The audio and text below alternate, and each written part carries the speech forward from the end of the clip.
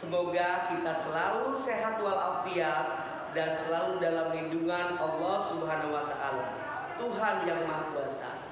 Pada pagi hari ini, Bapak akan menjelaskan materi tentang tema 1, subtema 2, hewan sahabatku, pembelajaran yang pertama.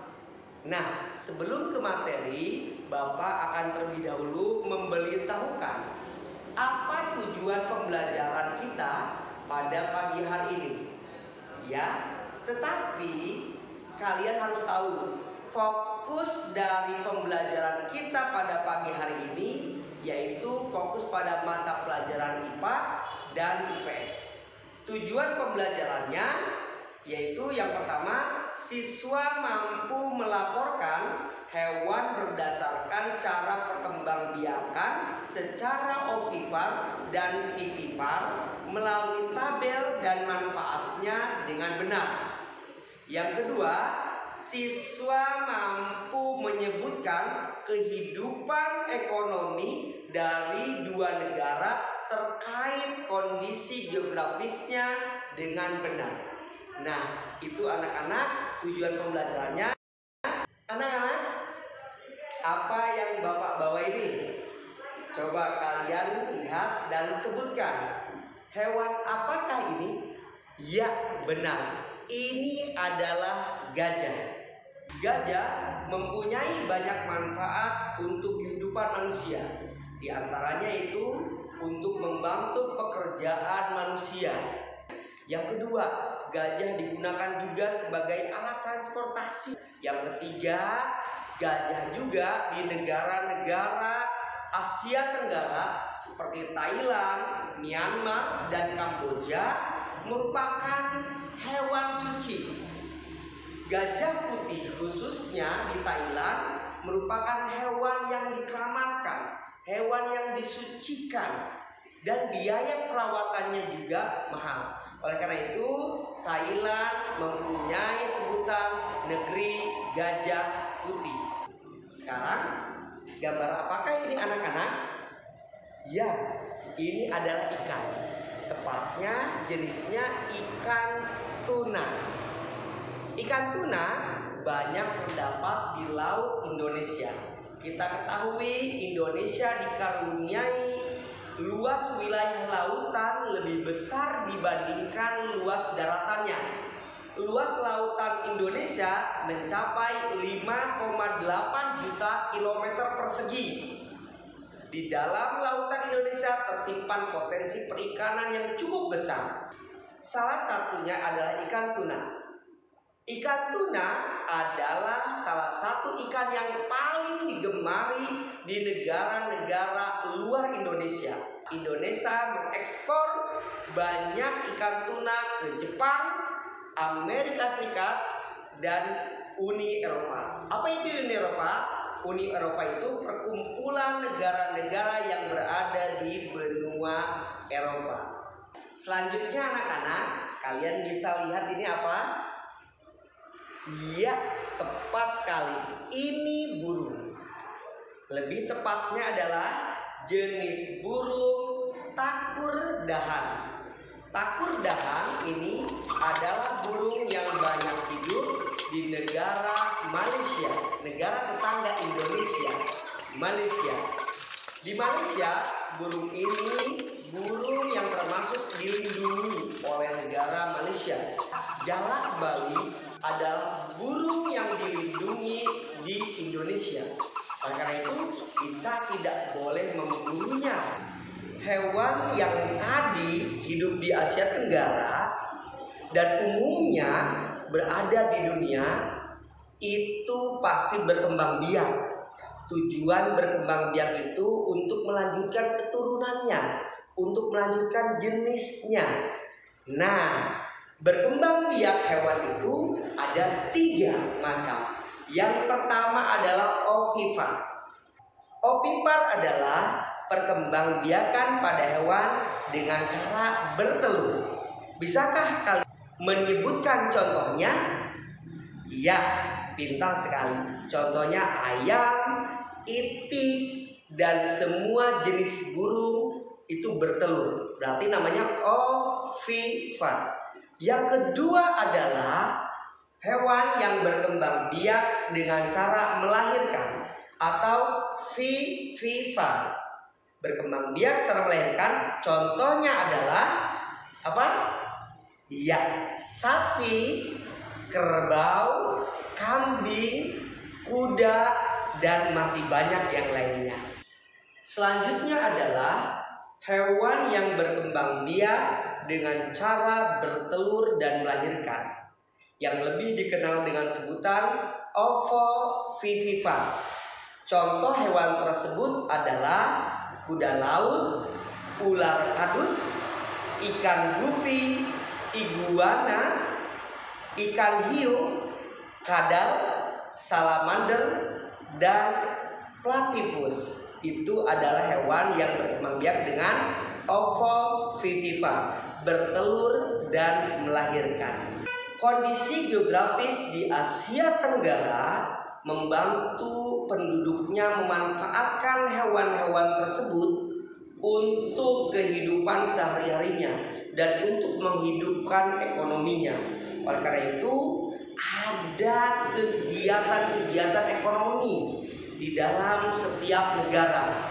Kita akan bahas berikut ini. Potensi ekonomi negara-negara di Asia Tenggara. Kawasan Asia Tenggara terletak di jalur perdagangan dunia. Kawasan ini menjadi jembatan antara kawasan Eropa dan Asia Timur. Oleh karena itu, Asia Tenggara menjadi wilayah persaingan bagi pihak-pihak yang ingin memanfaatkan kedudukan strategis ini. ASEAN berperan sebagai wadah untuk menghadiri persengketaan yang mungkin timbul. Dengan posisi strategis seperti ini, setiap negara di kawasan Asia Tenggara memiliki kekayaan sumber daya alam yang menjadi kekuatan negaranya. Contohnya adalah yang pertama, Brunei Darussalam. Negara ini terkenal dengan kekuatan sumber daya alam di bidang minyak bumi dan gas. Brunei Darussalam menjadi negara di Asia Tenggara yang memiliki pendapatan per kapita tertinggi karena minyak bumi dan gas alamnya. Filipina adalah sebuah negara kepulauan yang mata pencahariannya penduduknya sebagian besar dari bidang pertanian. Filipina berhasil menjadi salah satu negara yang mengembangkan pertanian dengan baik. Beberapa produk unggulan hasil pertaniannya diekspor ke berbagai negara seperti nanas, padi, kelapa, dan gula. Hasil pertanian ini juga yang menunjang perkembangan ekonomi negara ini. Indonesia sebagai negara kepulauan terbesar di kawasan Asia Tenggara, Indonesia memiliki ragam sumber daya alam yang sangat kaya. Banyak hal yang dapat dikembangkan untuk memperkuat perkembangan ekonomi Indonesia. Saat ini Indonesia menjadi negara pengekspor minyak dan gas bumi, tekstil, pertambangan menjadi salah satu pintu masuk para pengusaha mancanegara ke Indonesia. Keindahan alam Indonesia pun merupakan daya tarik yang menjadi sumber devisa untuk negara di sektor pariwisata. Kamboja. Di negara Kamboja mengalir Sungai Mekong. Daerah di sekitar Sungai Mekong merupakan daerah yang subur. Mata pencaharian penduduknya Kamboja adalah di sektor pertanian. Hasil pertanian Kamboja yang besar adalah padi dan karet. Laos bertetangga dengan Kamboja. Negara ini dilewati oleh aliran Sungai Mekong. Sama seperti Kamboja, kegiatan pertanian banyak dilakukan di sepanjang aliran Sungai Mekong ini. Dan mata pencaharian terbesarnya di Laos adalah di sektor pertanian. Malaysia. Kegiatan ekonomi utama penduduk Malaysia adalah di bidang pertanian, pertambangan, dan perindustrian. Myanmar, mata pencaharian utama penduduk Myanmar adalah di sektor pertanian, perkebunan, dan pertambangan. Padi merupakan hasil utama dari pertanian di Myanmar. Myanmar merupakan salah satu negara penghasil padi terbesar di Asia Tenggara. Singapura merupakan negara paling maju di kawasan Asia Tenggara. Letak Singapura sangat strategis. Saat ini Singapura menjadi negara transit terbesar dan teramai di Asia.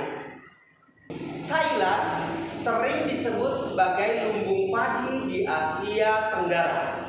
Padi memang merupakan hasil pertanian terbesar dari negara ini. Selain itu, perkebunan, kehutanan, pertambangan, dan industri juga merupakan kegiatan ekonomi penduduk Thailand.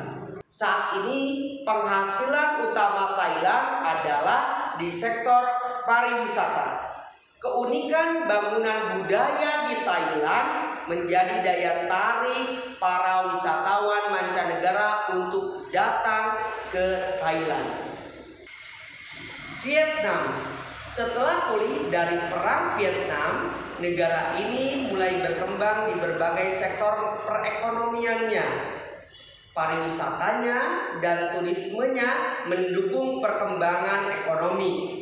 Bidang pendukung lainnya seperti usaha jasa di bidang perhotelan, restoran, serta transportasi juga turut berkembang pesat. Anak-anak, Bapak sudah menjelaskan dari awal pembelajaran tadi hingga akhir. Demikian dari Bapak penyajian video pada pagi hari ini. Mudah-mudahan bermanfaat untuk kita semua. Bapak tutup dengan wassalamualaikum warahmatullahi wabarakatuh. Selamat pagi dan salam sejahtera bagi kita semua. Merdeka!